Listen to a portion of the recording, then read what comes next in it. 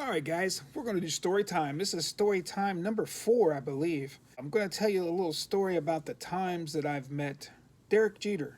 I know a lot of you love Mr. Yankee. Uh, I always liked Derek Jeter. He was one of the best players ever. He always conducted himself very well. He was, an asset to the game. Like I said, on and off the field, he was just a good human being. My first experience with him was when he was with A Ball. He was played for the Greensboro Hornets, and we used to go to like every minor league game to get autographs. And I remember that day they came in, and I was really hyped to get him because I had 18 cards of his that I got out of packs and stuff, a bunch of minor league cards and some of his tops rookies, I think. As soon as he came off the bus, I recognized him right off the bat. And I was like, Mr. Jeter, could you please sign my cards for me? I traveled a couple hours to get here to see you, and I'm a big fan and stuff. And he's like, yeah, sure, no problem. And he signed all 18 cards for me, like right off the bat. Just super nice kid. So then we're watching him play like BP and stuff, and on the field, doing the routines and stuff. And then I decided I caught a foul ball. I mean, it was just batting practice, but it was still a foul ball. It was a decent ball. It wasn't really ratty or anything. And I told my buddy, I said, wow, this is a official Silent League ball. I should try to get all these guys to sign it. So I went around to all the guys in the, on the Cheaters team to sign my ball. So then I might have got like 14 autographs on it. And I was just about done because everybody else was like in the, back in the locker room, back in the bullpen or wherever. And Jeter came out and he's like, hey, how many more people do you need on your ball? I'm like, well, I don't know. I got, this many. So he took my ball and brought it into the dugout. And he had all his teammates sign my ball for me. So that was cool. So I ended up having like almost every player on the team. So then I go out and take the ball to the bullpen because there was like, 2 pitchers and a catcher and like a manager out there. So I got the 2 guys that I knew that were on the roster. I had the roster and I could look at their names and find out who they were and, ask them by name.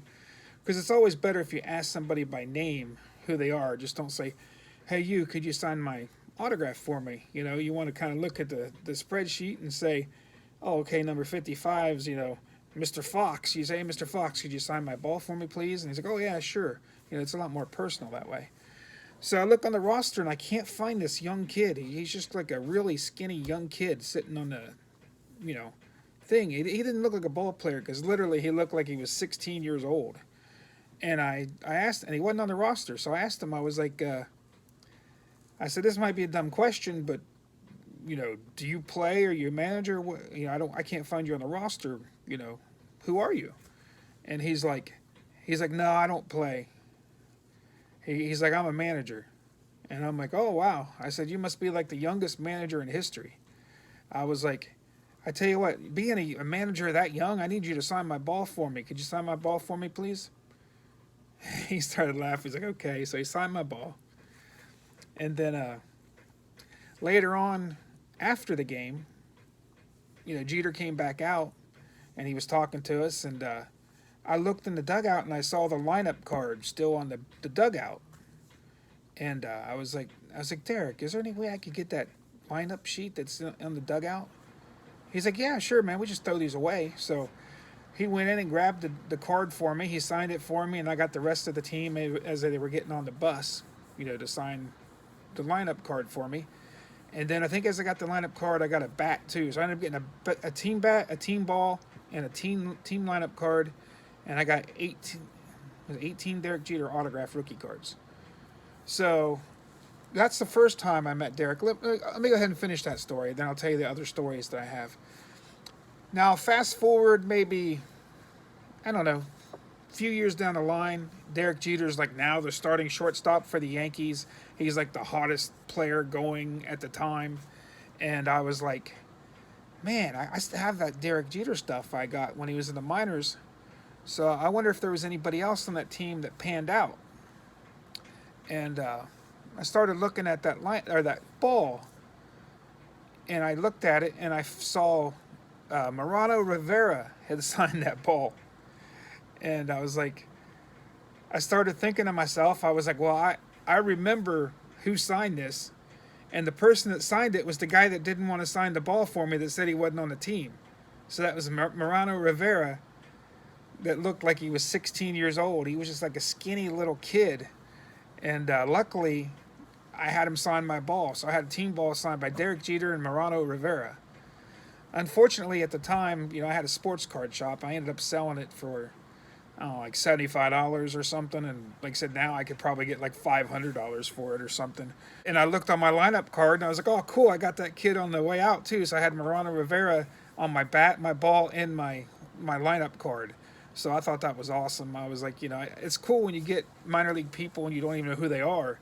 They're an A-ball. None of the guys in A-ball, you know who they are except for the real top draft picks like Derek Jeter. And I mean, like some other guys on that team were like Matt Luke and I can't remember. It's been so long. It was like 92 or something. But I remember we went to go see Matt Luke and there was a few other guys that were on that team that we knew their names and had their cards and stuff. So then we tried to get him one time. Here's a funny story. We used to do a lot of chasing in airports. So we're sitting in the airport. I think it was in Miami.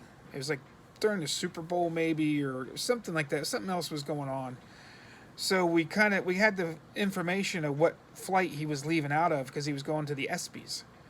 So, we're kind of hanging out in the airport. This is pre 9/11, so we could actually get to the security area at the gates at the airport. So, I mean, as soon as the guys came off the planes, we were there.